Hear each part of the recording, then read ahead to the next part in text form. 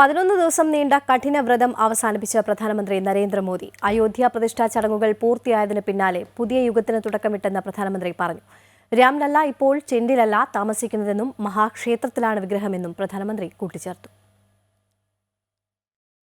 आज हमारे राम आ गए हैं.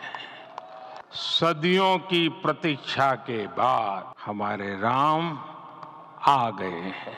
ജനുവരി 22-ന്റെ സൂര്യോദയം അത്ഭുതകരമായ തിളക്കം കൊണ്ടുവന്നെന്ന് പ്രധാനമന്ത്രി പ്രതിഷ്ഠാ ചടങ്ങുകൾക്ക് ശേഷം പൊതുസമ്മേളനത്തെ അഭിസംബോധന ചെയ്തുകൊണ്ട് പറഞ്ഞു. ശ്രീരാമന്റെ അസ്തിത്വത്തെക്കുറിച്ചുള്ള നിയമയുദ്ധം പതിറ്റാണ്ടുകൾ നീണ്ടുനിന്നു. നീതി നടപ്പാക്കിയതിന് രാജ്യത്തെ നിയമവ്യവസ്ഥയോട് നന്ദി പറയുന്നതായും പ്രധാനമന്ത്രി വ്യക്തമാക്കി.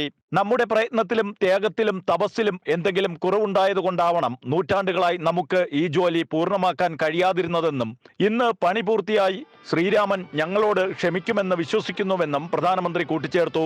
സാഗരത്തിൽ നിന്ന് സരയുവിലേക്ക് യാത്ര ചെയ്യാൻ സാധിച്ചു. രാമനോടുള്ള വികാരം എല്ലായിടത്തും കാണാൻ കഴിഞ്ഞെന്നും പ്രധാനമന്ത്രി പറഞ്ഞു. मैं आज प्रभु श्री राम से क्षमा याचना भी करता हूं. हमारे पुरुषार्थ, हमारे त्याग, तपस्या में कुछ तो कमी रह गई होगी कि हम इतनी सदियों तक कार्य कर नहीं पाए.